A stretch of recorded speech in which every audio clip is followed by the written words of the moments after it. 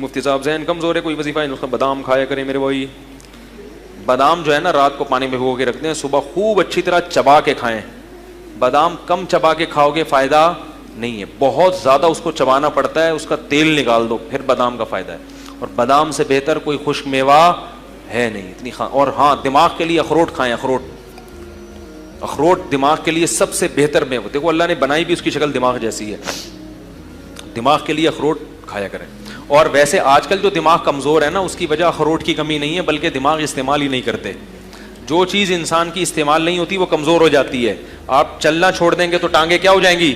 کمزور. چاہے روزانہ دودھ پئیں, دہی پئیں, چربی بھی کھائیں تو بھی فائدہ نہیں ہوگا, چلنا پڑے گا. ہاتھوں سے وزن اٹھانا چھوڑ دیں تو ہاتھ کیا ہو جائیں گے؟ کمزور. چاہے کچھ بھی کھا لیں.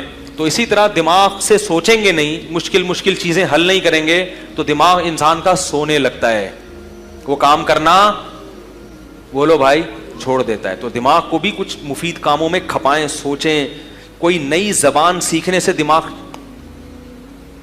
یعنی اس کی ورزش ہوتی ہے, قرآن حفظ کرنے سے دماغ کی ورزش ہوتی ہے.